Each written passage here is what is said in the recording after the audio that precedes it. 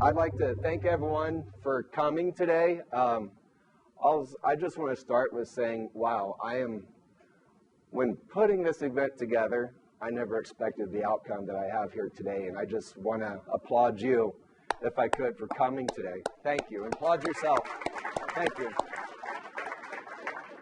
So, I decided to put this presentation together starting in June of this year because a lot of people have said, you should really develop your story, and I never really thought that I really had a story, and I didn't know what that would look like. So in June, I started putting a PowerPoint together, and as I was putting it together, I was looking through the whole 26 slides. I'll try to not talk your leg off too much on this, no pun. I realized that my story has really been being developed for the last 42 years of my life. And so I am here before you today to give you that story. So a lot of you may have questions and may be afraid to ask of how I lost my leg and how I got to be where I'm at today. And so that's why I'm doing this today, so I can show you guys who I am and also to show you the many, many things in place. It's not just one thing that got me to where I'm at today. It took many people, many trials, a lot of failure, but I got back up and did it again. So you asked the question, who am I? Well, my name is Bruce. I am also your Vice President of Campus Life here in SGA, which for some of you who don't know what SGA stands for, is the Student Government Association. I'm also in my third semester here at Ames, and my first semester I was really trying to figure out things, see who I was, and see where I fit. You'll hear me plug a lot on the AAA classes that Ames offers here, and I just want to say, if it wasn't for the AAA classes, I wouldn't be here today. I wouldn't be in my position I am in today, and I'm so grateful that Ames offers that class. I'm also a father of three. My oldest is 20 years old, and she's here in the audience today. Her name's Ashley. I have a 4-year-old son, which is like having 4 kids all at once. He's a handful, and I also have an 8-year-old. I'm also a husband, and my wife is here with me today. We've been married for 10 years. And if you can indulge me for just a moment on this point, I don't know if I can get through this without a tear, but I just want to say, through this process and through this change, I love you. I went through the physical amputation. My wife, my family, my friends went through the emotional. And she is such my rock. And I just want to say thank you for being who you are. And I really think God knew what he was doing when he brought you and I together, because he knew you could handle this. And I just want to say that I love you so much and thank you for who you are. Love you.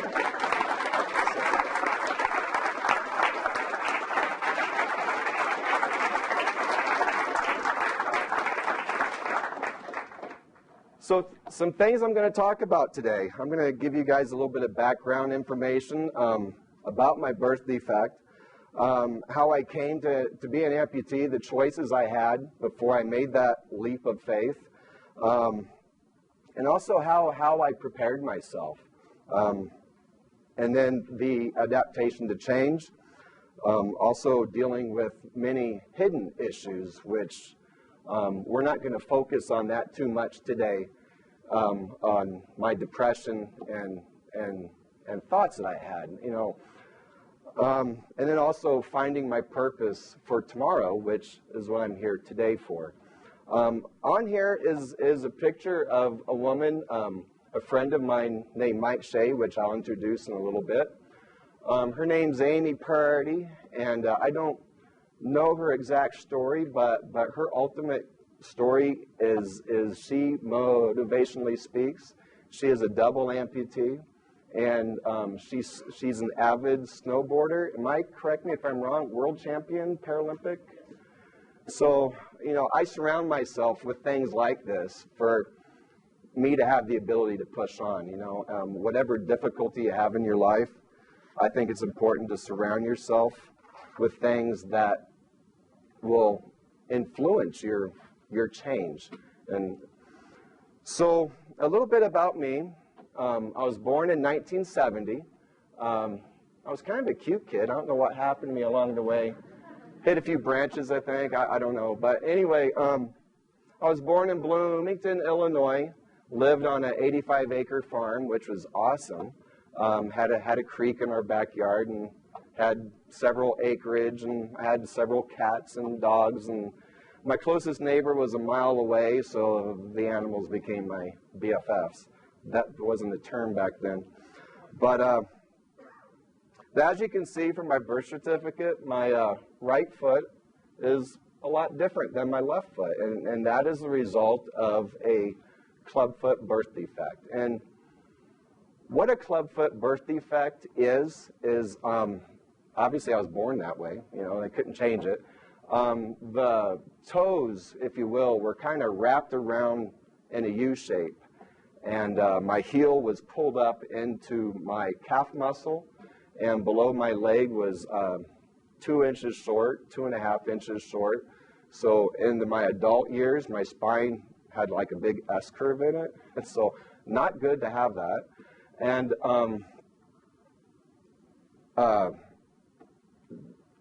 took several surgeries to get me to walk. I'm grateful for my parents for being who they are, to see my future and wanted me to live a somewhat normal life. And I did, up to the age of 39. So since my amputation, I used to go around telling people, or I had a thought in my mind that, hey, I'm an amputee. And that's how I saw myself as being, was an amputee, until in a little while I'll introduce you to someone, he's not here today, by the name of Josh Sundquist. And I went on his website, and he had who he was, and not anywhere in there was the word amputee. And so I looked at that, I talked to my wife, and I was like, I am more than an amputee. And I just realized this in just the spring semester. So I started to find, well, who am I? Who is Bruce now? So first and foremost, I see myself as a Christian, a son, a brother, a husband, father, student, and now a leader, embracing and overcoming my adversity. Each one of us has an adversity or a disability, but it may be different for each and every one of us. Obviously, maybe not a leg amputation as I went through, but as I mentioned a little bit ago, I did have a clubfoot birth defect, and I wasn't able to have a normal childhood, really. My mom and dad was very protective of me. Don't do that, but I still managed to surprise my parents and things, how I climbed the oak trees and how I was still able to do the things that no one really thought I could do. I also mentioned I went through 8 corrective foot surgeries. My first surgery, I was 2 weeks old, and then they had to do each surgery as I grew, because my body was changing, and as a baby your foot can be manipulated, bones are still soft, so they did what they could. Sometimes I just had a corrective cast on, and then when it was time, then I had the next surgery that needed to be done. On top of all that, dealing with my birth defect, learning how to do things, also had a severe speech impediment, which was in the form of stuttering. And some of you may hear me stutter on a word. That's because my tongue gets in front of my eye tooth and I can't see what I'm saying. But, or what I have to say is very important, so I just say it over and over and over. Another part of my speech impediment is I prolong my words. There's certain trigger words that I can't say very well. So I may be talking and I'll replace it with another word, and you're like, your grammar stinks. Well, for instance, instead of saying the word, I got to think about it on this one. money. Instead of saying I'm going to the bank to get some money, I may say I'm going to the bank to get some dough, or whatever word comes in my mind. People look at me like, what? So, and then on top of all that, as if it's not enough, I really think someone was playing a joke on me. It's like, oh, let's give Bruce a little bit of clubfoot, and a little bit of stutter, and now a little bit of Tourette's. Let's just add one more thing to his plate. So, and my Tourette's, it's not as bad anymore. And I have a mild case of Tourette's syndrome, and what that is I don't have the ability to control some of my body movements. In fact, when I was a kid, it manifests itself, and I used to stick my tongue out. I used to roll my eyes. I would jerk my shoulder. I can't count how many spankings I got for rolling my eyes because I was doing something wrong, and Dad called me on it, and I rolled my eyes. I didn't know it. It's because I was nervous. Nerves sets it off. And so I'd roll my eyes, I'd stick my tongue out, I'm going to spank you now, and so I get another spanking on top of that. And then they felt bad when I was 17. Mom was watching a talk show by the name of Donahue. Does many of you know who Donahue is? But showing my age now. But I already told you how old I am, so it's okay. But anyway, Mom realized that, hey, that's what Bruce has, and we've been spanking him all this time for all this stuff, so I never got an apology for that, but that's okay. So they stopped spanking me. So what did I do to decide? What was that first thing to help me decide on amputation? And for me, it was my faith. And I'm not up here to push my faith today, but I have to be honest with you, is my faith played a big part in this. If it wasn't for that and the ability to look into that and to have hope, then it would have been a hard choice to make. I just didn't decide one day I'm going to have my foot removed. It was a big process. And so the first glimpse of hope that I received was this verse of Philippians 4:13, that I can do all things through him who gives me strength. And that was what I used to push on. That worked for me. I'm not saying that that's going to work for each and every one of you. It may be something else for each and every one of you. It may be a piece of artwork. It may be a person, or I don't know what that may look like. But my point here is to find that one thing to give you hope, to have you look into tomorrow, that there is a tomorrow. Run with it. Grab onto it and run with it and not look back. That's what I did, and this is what helped me to do that. So I know I'm kind of skipping around a little bit. I didn't really know what order to put things in, but to give a little more background about me, when I had a foot, I was a truck driver for 13 years. I had a career, and in fact, my mom and dad, they said, oh, I don't think you can do that. I don't think you can drive a truck, you don't have it in you because of your foot. And I've always been, you tell me I can't do something, I'm going to show you I can.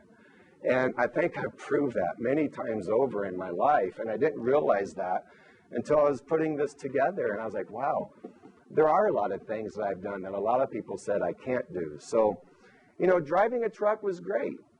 I was making good money doing that. Been in every state except for Alaska and Hawaii. I don't think they make a road to Hawaii yet. If they did, that would have been awesome. Since I got paid by the mile, that would have been some good mileage on that load.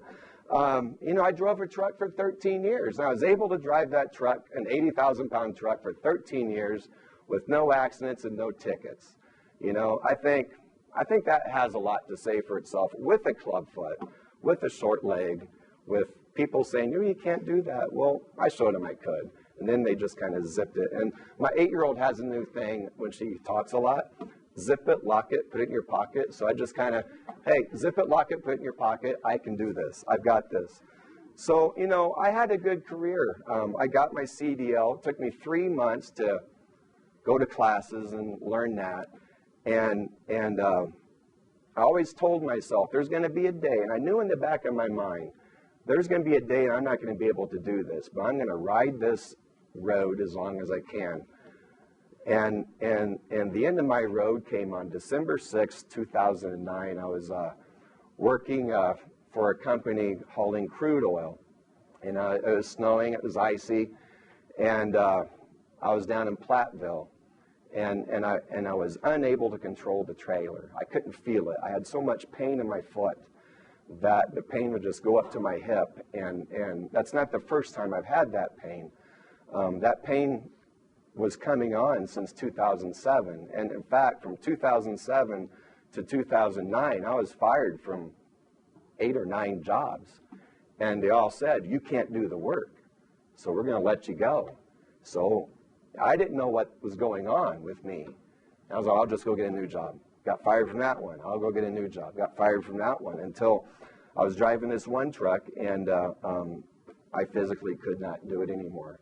I was on 85, come up on Highway 66, and the light changed, and I hit the brakes, and my trailer started jackknife on me.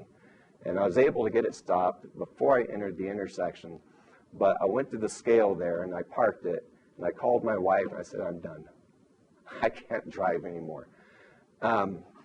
So long story short, called the Platteville police. They picked me up, and they took me home. And after that, I started to get depressed because I didn't know what was going on. You know, I've been fired from 9 jobs. I started looking at everything. I've been fired from all these jobs. I can't drive anymore. It's all I know.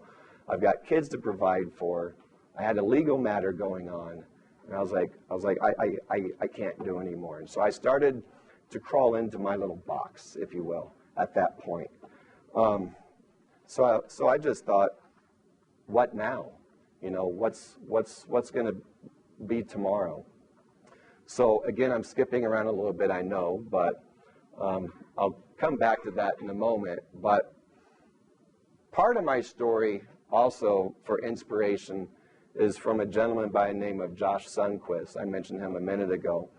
And this is an individual who is an amputee at the hip, I believe his left hip. And he lost his hip. He lost his leg at the age of 9 because of cancer. And, you know, he doesn't have any regrets. In fact, he uses humor and laughter to be able to move past his adversity, kind of like I do. Some of you know me, I'm always down for a good leg joke, and I'll probably put a few in here now and again during this presentation. I don't know. But you know, he's a motivational speaker. He's a cancer survivor, author, and a Paralympic athlete. So I was putting this presentation together, trying to find that funny thing, and he made a amputee rap, and so what you're about to see is kind of cheesy in some parts, but in other parts it's kind of funny too. So the point of this being in there is to be able to laugh, because if it wasn't for laughter, you know, I think that was my best medicine. That's one of my best medicines, is laughter, the ability to laugh. A lot of people think, well, you're making fun of yourself. No, I'm moving past it. I'm embracing it. So if you could just kind of have an open heart and open mind. If you see something you want to laugh at, by all means laugh. So that's what this is right now. So be about 4 minutes long.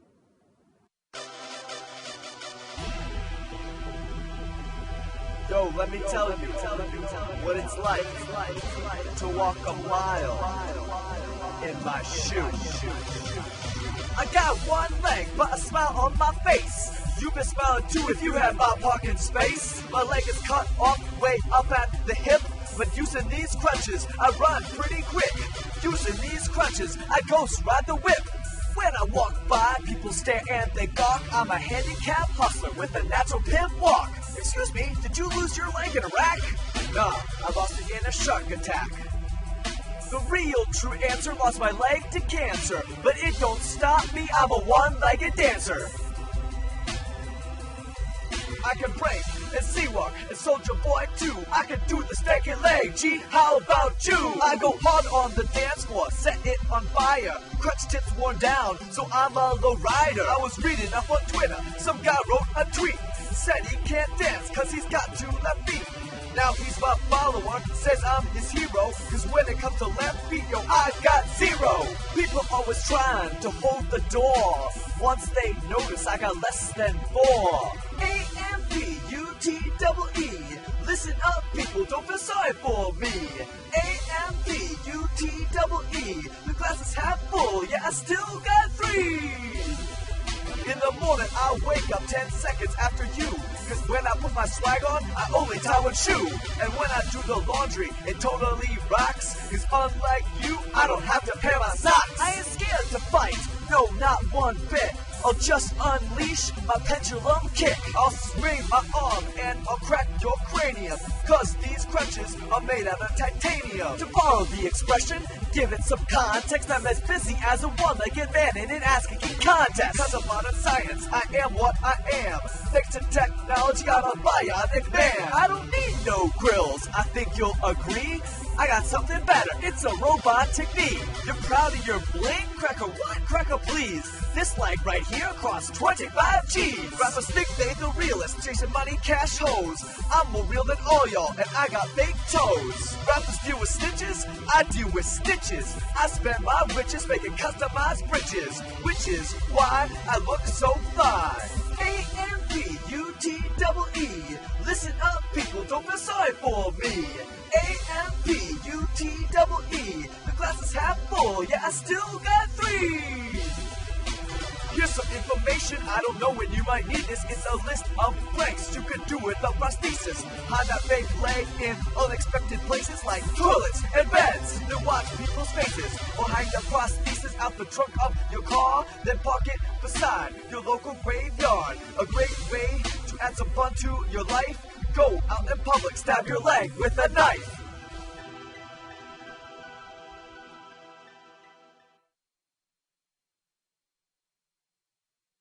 So, I mentioned I like to tell jokes and everything. A couple jokes. I think one of my best jokes that I've used thus far was a couple months ago, my wife and family and I were looking for a new church, and we went to this one church, and I shouldn't do this. I feel bad, but it's so funny. But this woman came up to me, and she was all serious. She goes, "Hey, how'd you lose your leg? Were you in the war or Iraq?" Or I was like, "No." And she goes, "Well, what happened?" I was like, "Well," and Jesus asked for it, so I gave it to him. And she goes, I said, "I figure I got a foot in the door that way." And she, and then I'm trying to find a funny way to do talk to little kids and stuff. And just yesterday, I was picking my 8-year-old from school, and this little boy came up. He was about 7 or 8. And he's like, "Hey, what happened to your leg?" I was like, "Well, actually, I'm a transformer. I'm Legobot." And he, "Really?" He's like, so I told him. He goes, "Oh, that's cool." And he walks away. I'm like, "Okay." So the point of this whole thing, laugh about it. If you have a disability, and I learned this in high school and in junior high. I was a kid, believe it or not, with all these problems I had, or whatever you want to say about it. I was the one that was picked on a lot. I was the nerd, I was the geek, and I was different. And different's not cool. But it used to bother me. And so one day, I just decided, I'm not going to take this anymore. I'm not going to do this. So what I started to do is I started to tell jokes. I started to cut myself. And it took the sting out of it, so no one made fun of me anymore. In fact, they thought I was kind of cool, and they thought, "Yeah, Brucey, he's pretty cool. He's a good guy to hang out with." So, laugh about it, joke about it. Embrace it, talk about it, and I found the more I talk, then the easier it is for me to get over things. I'm making myself very vulnerable, sharing everything with you guys today, but I want to. I think that's who I am now. I'm on this journey of my life. I'm just now realizing who I am and what I have to offer. And what I'm doing in front of you today is I'm talking about it. I'm sharing it. And laughter, as I said, it's the best thing that I could do is laugh. And I like to make people around me laugh too. And if it means a stupid leg joke that my wife is so sick and tired of hearing over and over again. "Shut up about the leg," she says. "Well, I'm going to share it. You know, I see something funny, I'm going to put it out there. So, you know, what is a disability, really? You know, to look at me, yeah, I've got a physical disability. But, you know, I also have the ability to overcome my disability. And in doing that, I decided, am I going to let my disability define me, or am I going to define my disability? And I figure that's the best approach. And I defined it, and I still continue to define it. You know, where I'm at today, I'm still not satisfied where I'm at today. I want more.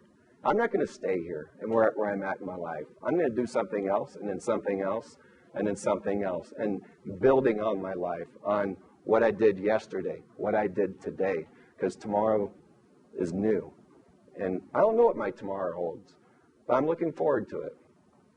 So earlier I talked about the options I had. You know, one of the options after I parked the truck and I couldn't drive anymore, I got on the internet and I started searching what other people with club feet has done. And a lot of them had ankle replacements. A lot of them had their ankle fused. And I don't know if you know what an ankle fusion is, but it's like take two pieces of wood, nail them together, and it's never going to move. There's no hinge, there's no nothing, and you're always limp, always be pain. And so, you know, I went to the doctor and I said, this is what I want. I want an ankle replacement. I looked at 2 ankles, and they just came into the United States a few years ago. And bad part about that is I'm too young. I was 39 when I was exploring these options. And the doctor said, well, it's a good idea, but you're too young. Ankle replacements, knee replacements, hip replacements have a lifespan of 10 to 12 years, meaning more surgery, go in, remove it, put a new one in. That's if my body didn't reject it. So then he started to talk about an ankle fusion. And he said, well, we can do a few things. He goes, well, since your knee, well, below your knee is 2 inches short, we can take an inch of bone out of your hip and put it in your ankle, extending your leg, and fuse your ankle. And I was like, no, because where I was in my life, my body was self-fusing my ankle. I had so much scar tissue, arthritis at the age of 39. He even wondered how I even walked. And I was like, well, it's not easy, you know, but I do it. So then he said, you know, even going back to the ankle replacement, your body has a chance to reject that ankle, and you'd be looking at a total foot amputation. Which brings me to my next point, was total foot amputation. Upon hearing that, I was like, no way. No. As bad as it hurts, I'm not going to remove my foot. No way, no how is that going to happen. So I went home with that thought, and then I started thinking about it. And I talked to my wife. I was like, what do you think about an amputation? And so we sat down and made a pros and cons list. And the only con that I can really come up with was I won't have my physical foot. And there are so many pros. You know, my spine is going to be straighter. I'm going to walk better, hopefully, than I ever had in my life. It opens the door up to so many things in my life, and I didn't realize that at the time. So I decided to call my parents, which live in Mesa, Arizona, and they were the deciding factor, believe it or not. And you say, why? Well, to get me to walk through those 8 surgeries, it took a lot. My parents put a lot of work into my foot. And what that looked like was Mom would have to go back to work. Mom was a stay-at-home mom. Dad was working at GE full-time. And Mom would go to work for 3 or 4 months to raise the money for the 20% that the insurance doesn't pay for. And then whatever she was short, within a couple thousand, my grandmother would kick in 3,000 or 4,000, so the surgery will happen. And that happened 8 times in my life. So yeah, what they had to say had a lot of weight on it. So I talked to my mom, I talked to my dad, and I presented the scenario. And I was like, how would you feel about that? And Mom said, you know what, when you were 17, the doctors then said something else would need to be done. And your mid-30s, 40s, not sure when, don't know what it is, don't know what that would look like, but there's going to be one more thing that's going to need to be done to your foot. And Mom said, this is what you want to do?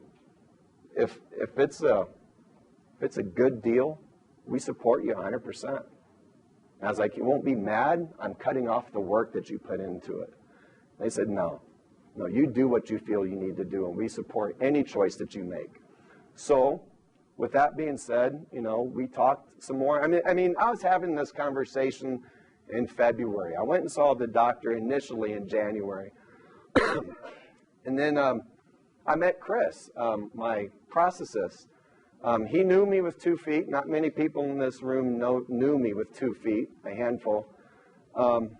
And so I met Chris, and I didn't know him very well. And I just said to him, I was like, if I do this, I want to know right now what's on the market, what can I get, how am I going to walk, what's tomorrow going to look like if I go through this? Because once I do this, obviously there's no going back.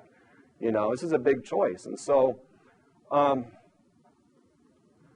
he sat there for 2 hours and reviewed different prosthetic feet, different legs, different sockets. He had a few legs in the office. He showed me what they would look like and how it would fit. And I met a couple amputees below the knee. And after spending 2 hours with Chris didn't have to spend 2 hours with me. He didn't have to do that at all. But he did, because I was concerned. I wanted a better life. I wanted a better tomorrow, because today actually sucked then, 2 years ago. So I decided to go through around the end of February, beginning of March of 2010 to go through with the amputation. And coupled with that was, there's some psychological things involved as well. And I wanted to prepare for that. So I went to North Range Behavioral Health and started seeing a counselor there. And I saw that counselor for a couple months until my surgery. And along with that, I started teaching myself to drive my truck with my left foot. And my family is grateful I learned how to drive with my left foot, because I all had whiplash. Drive with your left foot's not easy. You're driving along and all of a sudden everyone's in the windshield. I'm like, oh, sorry guys, I'm peeling them off, sitting back. But I still drive that way to this day. I can drive probably with my prosthetic foot, but I'm unsure of myself yet. I'm still learning things. I'm a baby amputee, if there is such a thing. I'm an infant. I'm in the just starting to walk phase now, if you will. So, with all that being said, I decided to have my amputation on my birthday, May 24th, 2010. And the surgeon, Dr. DePar, which was unable to be here today, he said, why on your birthday? I was like, you know what? My first 39 years, I walked, and I walked the best that I could. This was my life. I want the next 40 years plus to be better. So why not on my birthday? Why not celebrate, the end? Let's close this book of a clubfoot, and let's open the book of amputation and see what that looks like. So I felt that significant. Now, after the amputation, let me explain what that looked like. I don't want you all to think that I had my foot cut off today and tomorrow I was smelling the roses and walking through the tulips and everything was fine. It's not the case. You all know me as a happy person, go-getter, overachiever on some things. Got to have that A. But I wasn't always that way. In fact, I never would have considered giving a lecture on anything, nor being in front of people as yourselves to talk about my life. I never wanted the spotlight on me. I never wanted to be the center of attention. I just went in my little corner. If they see me, great. If they don't, that's better. But this changed me. And I realized that amputation is a process and not an event. And what that process looked like was I came out of the hospital with a cast on my leg up to my hip. And I knew my foot was gone, but it didn't really hit me yet. And I had that cast on for 8 weeks. And the cast finally came off, and I wanted nothing to do with it. It sounds weird because it's on my body. It's a part of me. I wanted nothing to do with my amputation. I didn't want to look at it. I didn't want to touch it. I didn't want to feel it. I wanted no part of it because I was angry. I was angry that my life had turned out this way. I was angry that I was born this way, and amongst other things. And I wanted nothing to do with it. And my physical therapist says, you got to desensitize your stump. You got to touch it. You got to caress it. You got to squeeze it. You got to get ready to walk on. And I'm like, I'm never going to walk on this. What's that going to look like? Oh my God, it hurts so bad. I went home from the hospital after 3 days, and after the cast was removed, the only way I can get comfort was if I sat there and constantly rotated my leg. My wife said, what are you doing? I was like, it's the only way I can get comfort. It hurts so bad. And, you know, I was being decreased on my pain medicine because I needed to get off of it. And have many of you sat on your foot and it fell asleep and you had the pins going and it's like, oh, wake up, you know? And imagine that for 2 months, nonstop, 24/7. Just a reminder that it's hell. It hurt. You know, I couldn't go up to my room. I couldn't sleep in my bed. I had to sleep in my lazy boy chair, which for some of us, yeah, that'd be pretty cool, but it sucked. But, you know, I had the ability to push past that eventually. And I'm not going to lie to you. You know, there was a time I was still dealing, on top of all this, I was still dealing with my depression. And I was still dealing with thoughts I didn't know I could have. But I'm not going to dwell on that today. In fact, what I'm going to dwell on today is my today and my tomorrow and my celebration of my new life, of who I am. And that came to pass when I was on Facebook one day. And I saw some pictures. And a lot of you know that I like model trains. I love trains. I've got room full of trains. And it's what I do because it calms me. It calms my Tourette's. It calms my nerves to be lost in my own little world of doing things. So I say that because I became a member of the Moffett Road Historical Society. And there's many people on that website for fishing, hiking, trail riding, whatever it may be, train enthusiasts as myself. And one day I was on there checking something out, and an individual by the name of Mike Shea posted a beautiful picture. He hiked to the top of the mountain. And I was feeling sorry for myself because, you know, life sucked. I'm ready to die now. That's the next step in my life. That's all I have to look forward to. And feeling sorry for myself. Life is done. There is no tomorrow. And I said, it must be nice to be able to walk, be able to hike, and be able to do all these things. And he said to me, you'll get there, man. I know what you've been through. I don't know what exactly he said, but it was something like that. You'll get there. I've been where you are. And I saw that, and I was like, how dare he? He doesn't know the first thing about me. He doesn't know I'm an amputee. He doesn't know I had a birth defect. So I was upset. And the next day, my wife says, you need to look at Mike Shea's Facebook page. I was like, why? She goes, just look.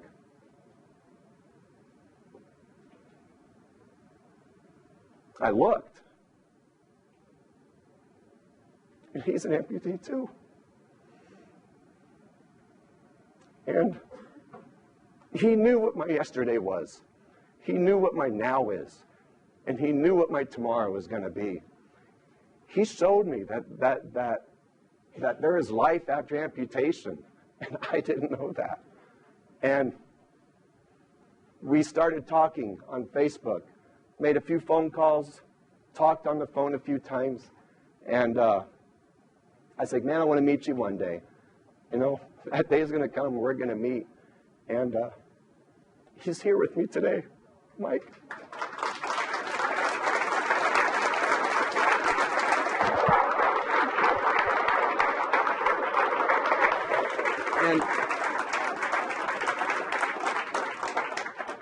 if it wasn't for Mike, I wouldn't be where I'm at today. And, because of Mike, I'm here standing in front of you today as a student government leader, and I'm looking forward to tomorrow. And he showed me hope. And I'm still learning things. I'm still calling him and say, hey, Mike, is this supposed to be happening this way? What can I expect? And he's like, yeah, you're right on. And I just love you, man. It's because of him that I surround myself with these things, the Paralympics and other amputees. My Facebook, if you're on my Facebook page, it's chock full of people who are amputees, people who've lost arms, whatever it may be, because I'm learning from them. And also, people are learning from me now, and I don't even realize that. And he just showed me so much. Thanks, man. I really appreciate it. You come a long ways. And I would talk more, but I'm going to cry now, so I'll sit back down.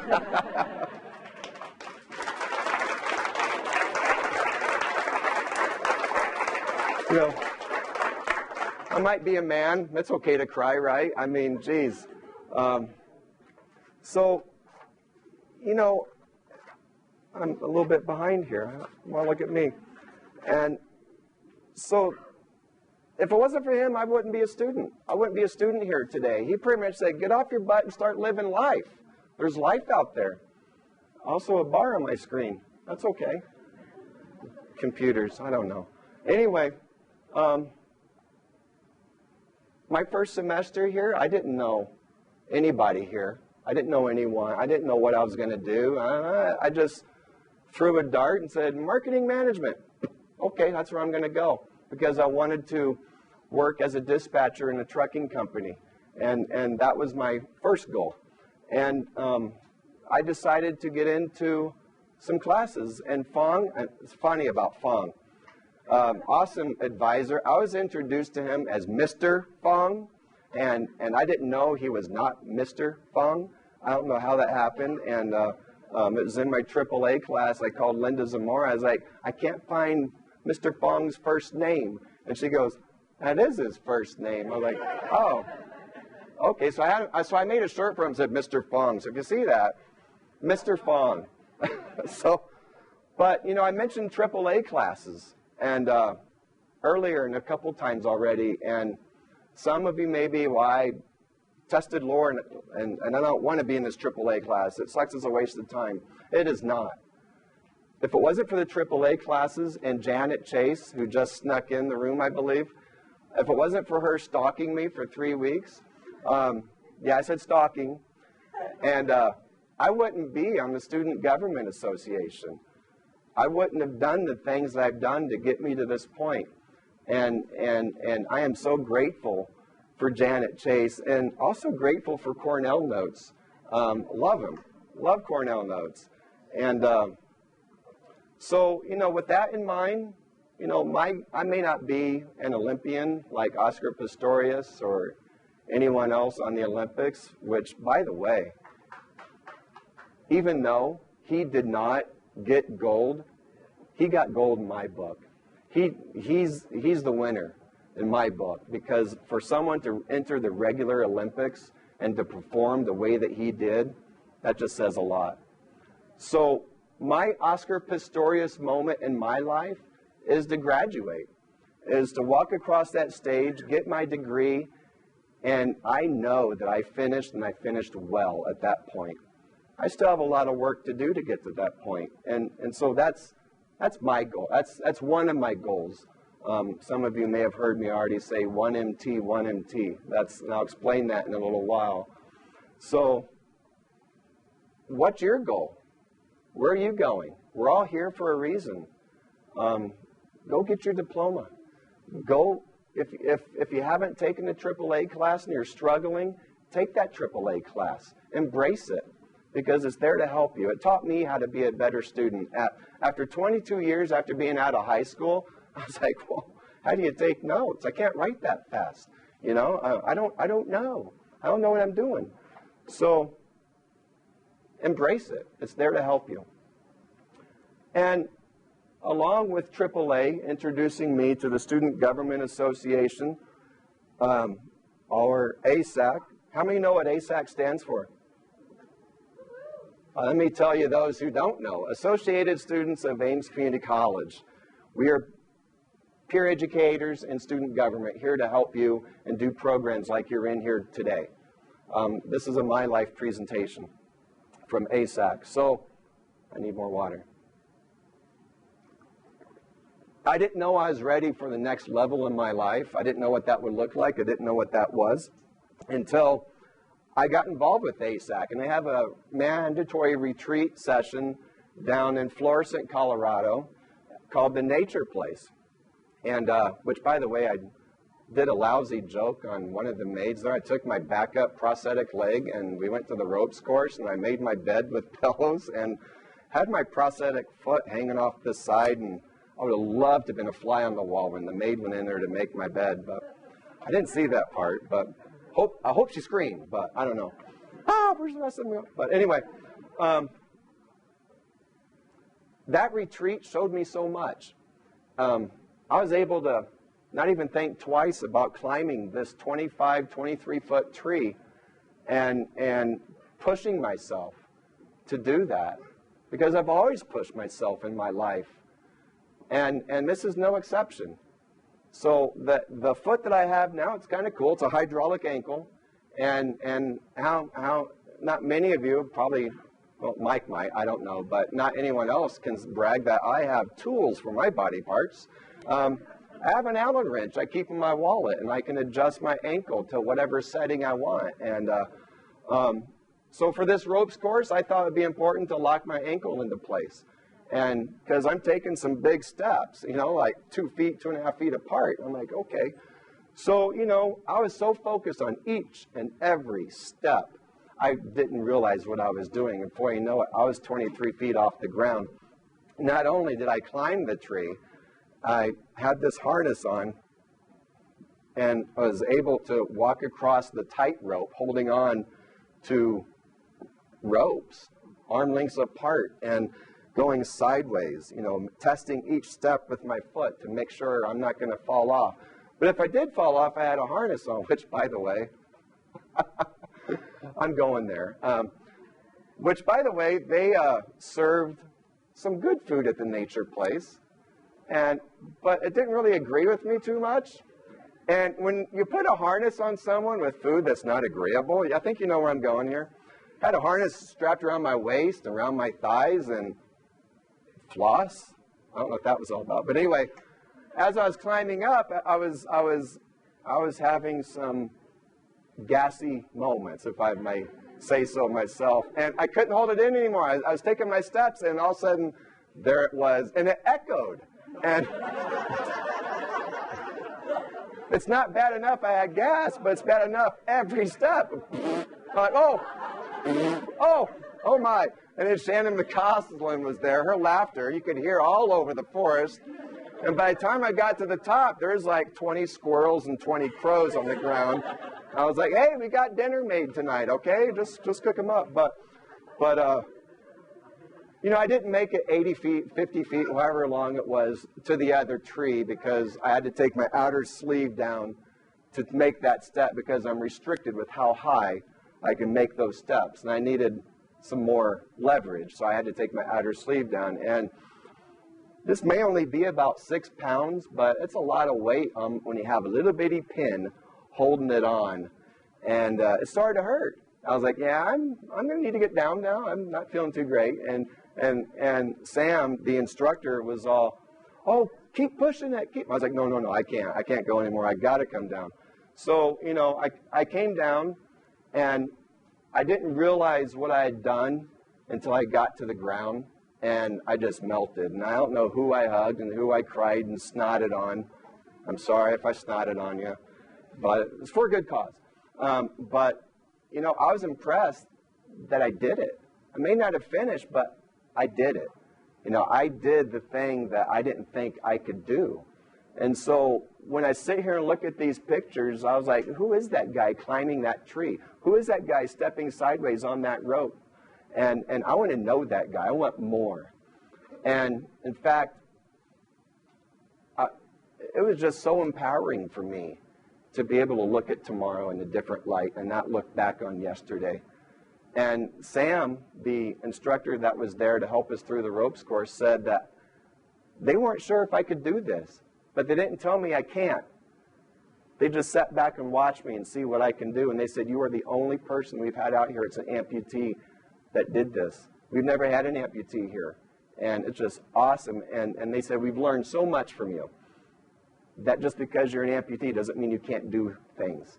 You still get out there and do it. You still get out there and try. You still look at tomorrow as being a new day. And so, a little bit behind. I get behind a lot.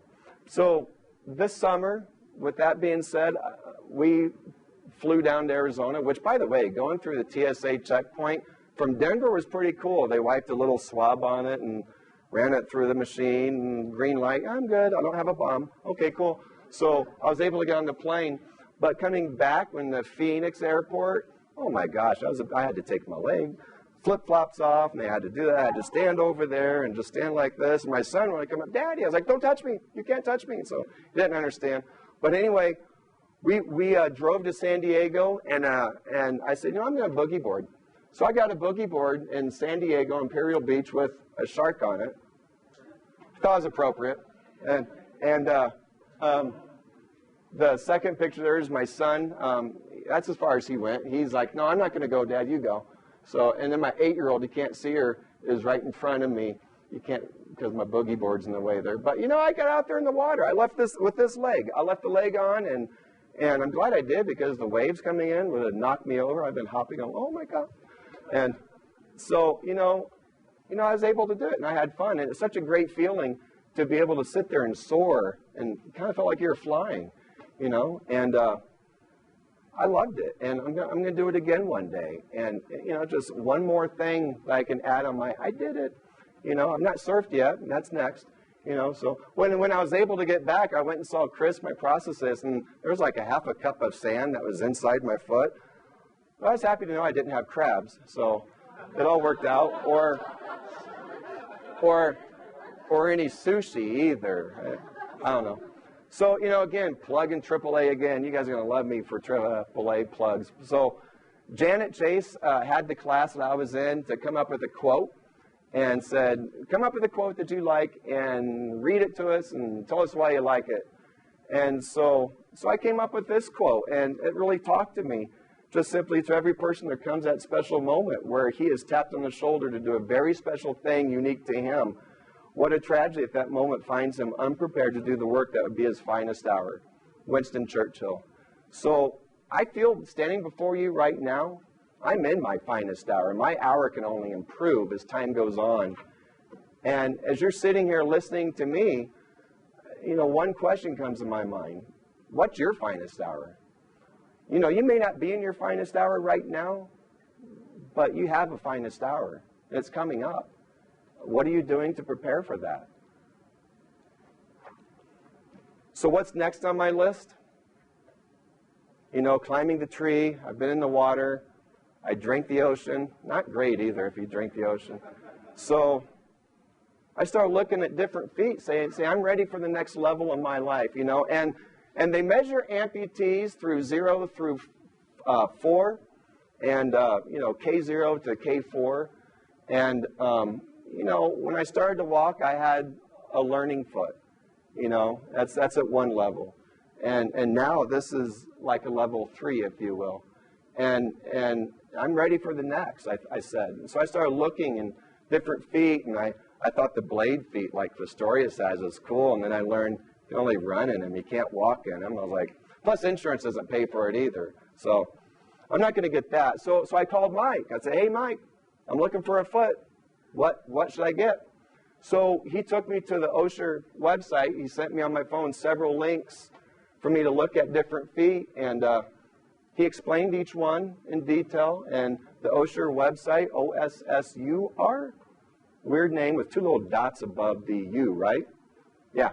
And I found this foot. And so I was like, Mike, how about this foot?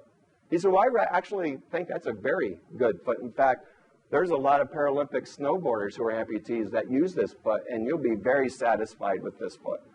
So I was like, cool. So I did some research on it. I called my processist. I took like a book of papers I printed off, went through 4 ink cartridges, and anyway, I started talking to Chris. I said, Chris, this is the foot I want. What do you think? So we started looking it up. We started working on it. This is back in July. And so just the beginning of this month, he said, okay, we've got insurance approval. Let's go. Let's do this. So that's actually my limb. And Chris is making all, I don't know what, it's like Star Trek or something. I don't know. And he's making all the measurements, all those circles and lines, and means something to him. To me, it's just a bunch of lines. But, you know, it's what he has to do to make sure that my socket fits well. Because this is a one-of-a-kind socket. It's made just for me. Not that any of you can wear it. That'd be kind of weird.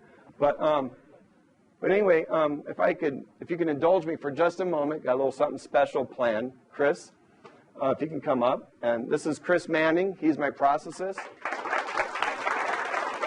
And he is with Certified Prosthetics over in Fort Collins. They have a Greeley office, and I'm going to give the next few minutes over to Chris. I'm glad Bruce, invited me to this. I'm not a good speaker either, and I also have a stuttering problem, so we get along well. We repeat a lot. That's cool. So that's why it takes us like 2 hours to get through our appointments. No, just I've been working with Bruce, like you said, when he had his foot there. We were trying to brace him, try to do the microphone. Sorry. Yeah, just speaking in the mic. Sorry.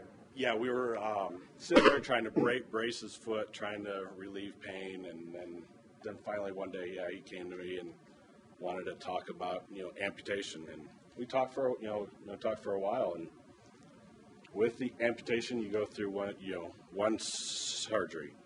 With the club foot, probably had 10 more through his life, or if not more. And when we first started working with the prosthesis after his amputation, amputees go through a lot of changes. They have phantom pains, which are all the nerves that run down to your foot. When you have that amputation, those nerves are still there. So you have a lot of swelling, a lot of edema, and with that swelling and those nerves trying to heal, you get these phantom pains. I've had people say that it feels like someone's just twisting my foot, because your foot's gone, but your brain really doesn't know it, because those nerves are still active. You have phantom sensation. You might have an itch on your foot. And so there's different things that people go through. So you have to massage that limb, desensitize that limb. When we fit Bruce with his first prosthesis, I'd meet him at his his physical therapy appointments, and he had a tough go for the first 6 months. Yeah. But all of a sudden one day things changed, and plus when you're a new amputee, you start off your limbs one size, and then as you start walking, you start using that that prosthesis, that limb starts to decrease in size. When that limb decreases in size and that socket doesn't fit right, and can increase pain. You get skin breakdown if you're not careful. You have to add socks, and so finally we got Bruce into a new prosthesis, and from then he just went up. And today we're gonna unveil his new prosthesis. We worked on it Monday afternoon, and worked with him for 2 hours, and I think he's doing great. He's doing really well. So we'll take off this prosthesis and get him into his new one. Okay.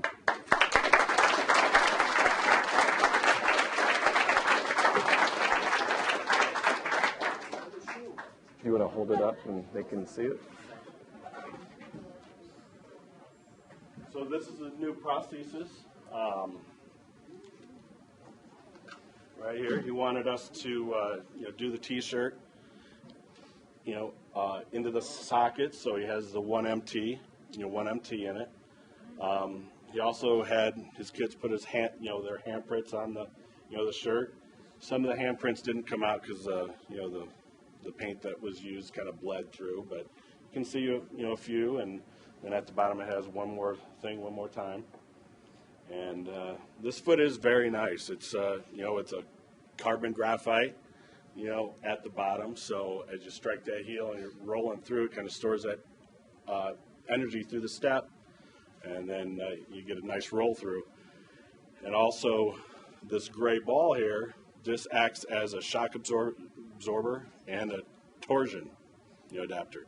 So you can get rotation when that foot's planted. You get that rotation, and also when you're stepping down, you get the shock absorption through this ball. So we'll have Bruce go ahead and put it on for you. Yeah. Let's see, get this situated here. It takes a few minutes to get it on, but it doesn't take long once you get used to it. I'm like a professional now almost.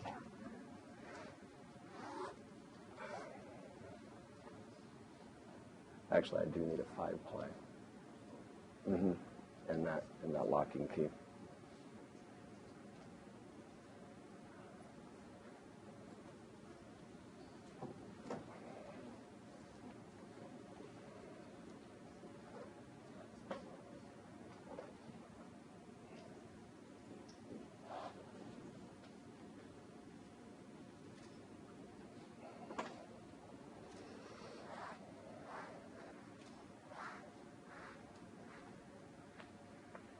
It's a little high. That'll work though. Thank you.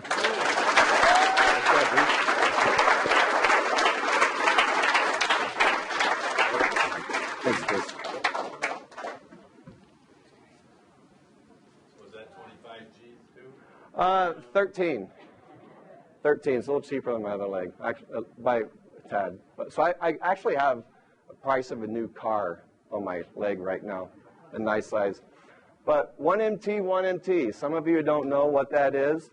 And actually, thinking about it, I've just involved in all of you here today on my next 1MT on a journey of my life and the celebration of a new day. And simply what 1MT is one more thing, one more time. What's your one more thing, one more time? If there's something that you've tried at and you've not been successful, that doesn't mean you're done. It doesn't mean you can't do it. It means you have to get up, brush yourself off, and do it again. I don't care if you do it 500 times. Do it until you get it right. If I would have stopped, I wouldn't be in this new foot today. I wouldn't be here as a student in front of you today. I wouldn't have done half the things that I've done in the last 2.5 years. So embrace it.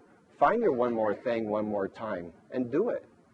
And do it until you're proficient at it. And once you get that done, find the next one more thing, one more time. And do that until you're proficient at it. You should never be done with one more thing, one more time. So, some people have a bucket list. I have a 1MT list. And what that is Kaspersky's saying hi to me, is Mike Shea. He is a Paralympic athlete. He snowboards. He's been on the podium. I saw him on Facebook several times. And he extended to me an invite to get me on a snowboard. And it's one thing to sit here and say, yeah, I'm going to go on a snowboard. I've never been on a snowboard. Don't know how to snowboard.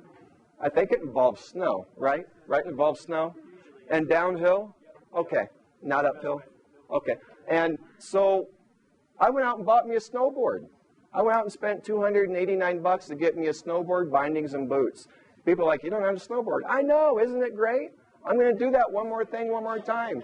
And if I come back with bruises and everything, that's awesome. Because if it wasn't for amputation, if it wasn't for moving forward and not looking back, I would not have had the opportunity to get those bruises. I hope I do.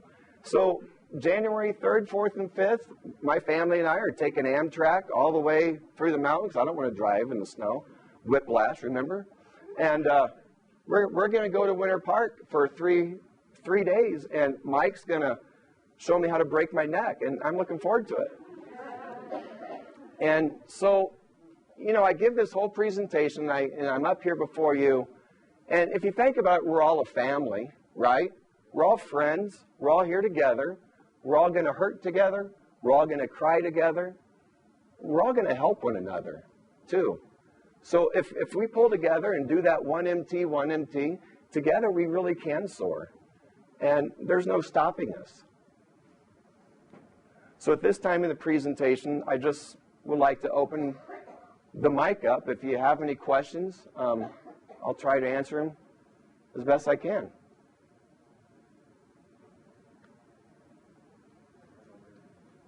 Come on.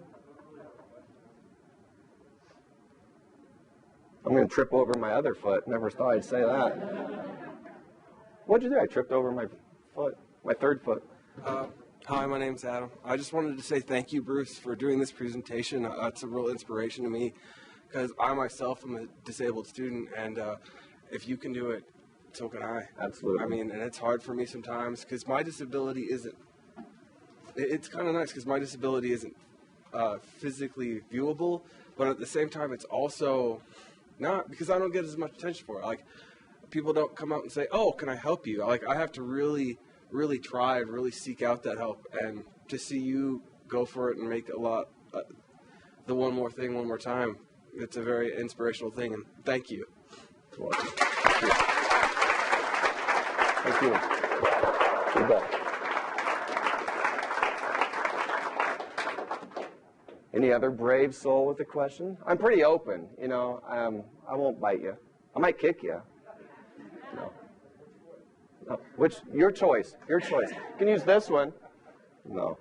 So, yeah. So when you had your club foot, what did your shoe look like on that foot? Actually, my wife and I have an inside joke on this. I'll share with you guys. I would stand this way. This would be my manly leg. And this would be my little boy leg. And I say that because I had two different shoe sizes. This would be a size 8, and this would be a size 10.5, 11, depending on the company of the shoe. And, you know, I had a high instep on my foot and everything. And so, you know, I went to Walmart to buy a new pair of shoes. It was a big to-do because I don't recommend doing this, but it worked for me for a while, and I never got caught. But I would get like 6 boxes of shoes out, and I needed a size 10.5 and a size 8. I had those two spotted already. And I get all these others out and mix them all up and everything. I end up with one box that says, the outside of the box says 10.5. And then inside the box, I would mysteriously, I don't know how it happened, I had a size 10.5 and a size 8. I went to Walmart checkout. They checked me out. Have a nice day, thanks. So I've got 2 shoes that fit. If I didn't do that, I look like an elf. My shoe would curl up over time, the toe would. I look like a little elf. And I was like, what? So yeah, I had 2 different shoe sizes, which kind of sucked. But we managed. Self-checkout is awesome when you do that. So, anyone else with any questions? Okay. I just want to thank each and every one of you for coming today. We will be rerunning this program, I believe, in the spring as a suicide prevention program, because there is a snippet I didn't share with you today. And I didn't want to go there today. We'll readdress that in the spring on a more appropriate level. So I want to thank each and every one of you for coming. And if you see me on campus and you have questions, feel free to come up and ask. I'm very open. You know, I'm not going to be upset that you ask me a question or anything. And I might tell you a leg joke, too. I don't know. So, anyway, thank you again.